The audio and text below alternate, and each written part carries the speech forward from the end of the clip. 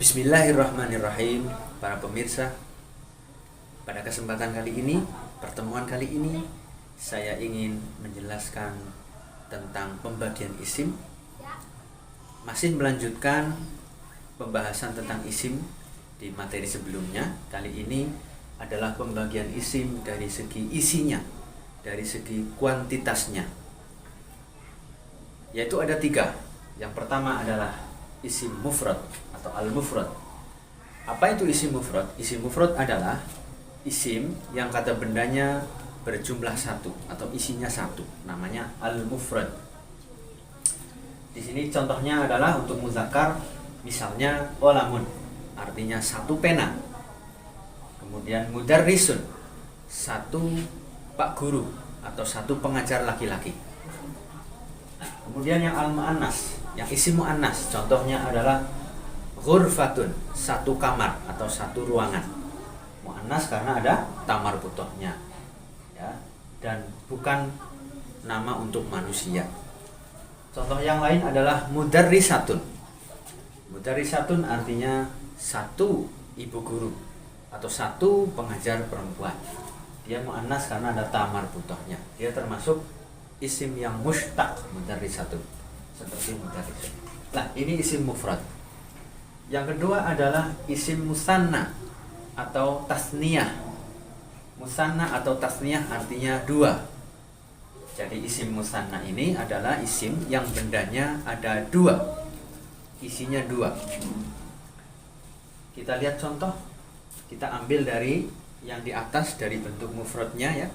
Bagaimana bentuk musannanya? Contoh yang muzakkar, mufradnya qalamun, maka musannanya menjadi qalamani atau qalamaini. Nah, di sini ada 2 bentuk, ya, qalamani dan qalamaini. Ini akan ditemukan pada bab i'rab nanti, atau pembahasan tentang i'rab. Isim musanna pada prinsipnya adalah ada tambahan di akhir kata dari bentuk aslinya, bentuk mufradnya, berupa tambahan huruf alif dan nun atau ya dan nun. Qalamani dari qalamun menjadi qalamani atau qalamaini. Dan huruf terakhir sebelum huruf tambahan ini adalah di fathah. Kalau di sini kan qalamun dhamma, bisa qalamun, bisa qalaman, bisa qalamin. Kalau berubah menjadi musanna, maka qalamani mimnya di fathah atau qalamaini mimnya tetap di fathah. Contoh yang muannas adalah dari ghurfatun menjadi ghurfatani. Ini belakangnya ada tambahan alif dan nun, atau ghurfataini, ya, atau berupa tambahan huruf ya dan nun. Dan huruf sebelum tambahannya itu tetap di fathah. Yang berubah adalah ditambahkan huruf alif nun atau ya nun. Contoh yang lain, ketika mufradnya mudarrisun menjadi mudarrisani atau mudarrisaini. Kemudian yang muannas, ya, dari mudarrisatun menjadi mudarrisatani atau mudarrisataini. Jadi sekali lagi pada prinsipnya isim musanna ini tandanya adalah dari bentuk mufrad itu di akhir kata itu ditambahkan dengan huruf alif nun atau ya nun, ya. Ketika ya nun ini huruf yang terakhir, huruf asli mufradnya yang terakhir ini harakatnya adalah fathah, bukan kasroh, ya. Jadi bukan qalamini, bukan, atau mudarrisini, bukan, tapi di fathah. Qalamaini, mudarrisaini, ghurfataini, mudarrisataini. Kemudian selanjutnya adalah kita akan membahas jamak.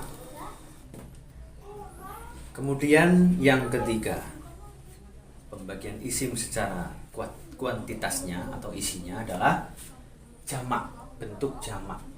Jamak ini artinya banyak. Kalau dalam bahasa Inggris itu disebut plural. Dalam bahasa Arab namanya al-jamak atau jamak.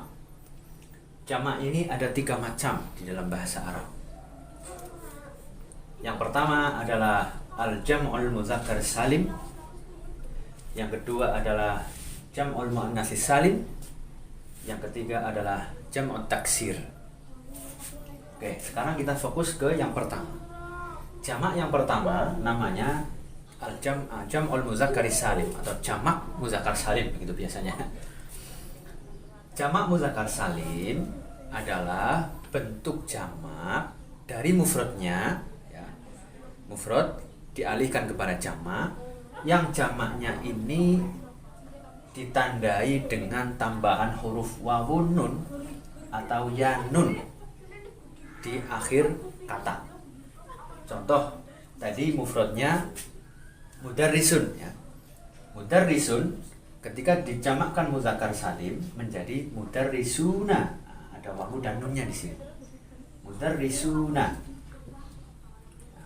Berarti artinya bapak-bapak guru, gitu ya. Atau mudarrisina. Nah, ini. Jadi ini nanti jangan sampai keliru dengan bentuk musanna, ya. Karena kalau jamak muzakkar salim yang ketambahan ya nun, ini huruf akhir, ya, sebelum ya nun ini diharokati dengan kasroh, mudarrisina. Kalau dalam musanna kan mudarrisaini, ya, sinnya di fathah. Kalau ini di kasroh. Nah, itu yang membedakan. Jadi jamak muzakkar salim ini di akhir bentuk mufradnya ada ketambahan wawu nun atau ya nun. Ini tergantung faktor yang mempengaruhi. Jadi nanti bisa dibaca mudarrisuna atau mudarrisina. Ini jamak muzakkar salim. Kemudian jamak muannas salim. Oke. Tadi ada kelewat. Kalau jamak muzakkar salim ini jamak yang untuk isim mufrad muzakkar. Ya. Makanya disebut muzakkar salim. Kalau yang muannas salim ini untuk isim yang muannas. Ya. Di sini saya contohkan, misalkan tadi ada mufradnya mudarrisatun, ya, seorang ibu guru, maka jamaknya adalah mudarrisatun atau mudarrisatin. Pada prinsipnya jamak muannas salim ini bentuk mufradnya ini ditambahkan atau ditambah dengan huruf alif dan ta yang terbuka, tak maftuhah. Ya, hanya saja nanti dalam i'rab itu akan ada perbedaan harokat. Bisa dibaca mudarrisatun atau mudarrisatin. Tidak ada yang belakangnya itu fathah, mudarrisatan itu tidak ada. Nah, ini. Jadi ini sudah pakem, seperti ini juga sudah pakem. Nah, ini muannas salim. Kemudian yang terakhir adalah jamak taksir atau jam'ut taksir. Ya. Jamak taksir ini contohnya tadi adalah qalamun. Qalamun satu pena, ketika dijamakkan menjadi aqlamun, beberapa pena. Nah, kemudian tadi ghurfatun, satu kamar atau satu ruangan, dijamakkan dengan jamak taksir menjadi ghurafun, beberapa kamar atau beberapa ruangan. Oke, saya garis bawahi di sini adalah bahwa ini jamak ini ada 3, ya, muzakkar salim, muannas salim, dan taksir. Lah, terus bagaimana membedakannya? Jadi kalau jamak muzakkar salim muannas salim ini dia bentuk jamak dengan menambahkan huruf dari bentuk aslinya, dari bentuk mufradnya, sementara bentuk mufradnya masih utuh. Ya. Oke, saya kasih catatan ini. Umpama tadi mufradnya mudarrisun. Nah, ini mufrad. Ketika dijamakkan muzakkar salim menjadi mudarrisuna, kata mudarrisnya ini masih utuh. Susunan kata mudarrisnya ini hurufnya masih utuh. Ya, maka disebut salim, masih selamat dia bentuk mufradnya. Dia hanya ketambahan di akhir saja. Begitu juga muannas salim. Ya, tadi aslinya adalah mudarrisatun. Nah, kemudian berubah dengan jamak ini menjadi mudarrisatun, ada tambahan alif dan ta. Jadi mufradnya ini masih selamat, ya. Bentuk aslinya mufradnya masih selamat, masih utuh. Lah, beda dengan jamak taksir. Jamak taksir ini dia dari mufrad ke jamak taksir, ini di jamak taksirnya sudah mengalami perubahan yang sangat berbeda dari bentuk mufradnya. Nah, ini. Jadi tadi ada mufradnya berupa apa? Qalamun. Nah, ini ini kan mufradnya. Jamak taksir menjadi aqlamun. Nah, dari kata qalamun ke aqlamun ini susunan hurufnya sudah sangat berubah, sudah jauh. Ya. Dari qaf lam mim urutannya begitu, menjadi ada hamzah, qaf lam, terus ketambahan alif, baru mim. Nah, ini sudah pecah namanya. Pecah dari bentuk mufradnya. Makanya disebut taksir. Taksir itu pecah, ya.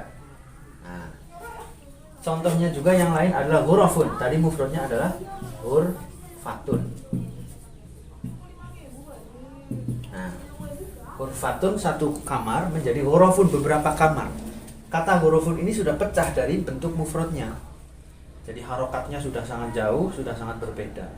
Dan di jamak taksir ini tak marbutohnya sudah hilang. Nah, maka disebut jamak taksir. Karena apa? Tadi karena bentuk jamaknya ini sudah pecah, ya, dari bentuk mufradnya. Tidak seperti jamak muzakkar salim dan muannats salim. Nah, kalau jamak taksir sudah pecah urut-urutannya. Oleh karena itu, rumus atau rumusan dalam jamak taksir ini sifatnya pakem. Jadi Anda harus mengerti atau mengetahui atau kalau bisa menghafal rumus-rumus bentuk dalam jamak taksir. Dan itu ada di dalam buku Manhaj At-Ta'riji jilid 2. Saya lupa halamannya, tapi nanti kalau Anda semuanya membuka materi itu nanti akan ada di situ wazan-wazan atau rumusan-rumusan bentuk jamak taksir yang biasanya digunakan oleh orang Arab. Jadi ini rumusnya ini adalah kebiasaan orang Arab. Nah, beda dengan muzakkar salim dan muannats salim, rumusnya satu. Muzakkar salim itu wawun nun atau ya nun, muannats salim itu ketambahan alif ta. Nah, ini sudah jelas, tapi kalau taksir tidak. Makanya harus tahu, harus melihat wazan-wazan, rumusan-rumusan patokan dalam jamak taksir. Demikian penjelasan dari saya, semoga bermanfaat. Terima kasih.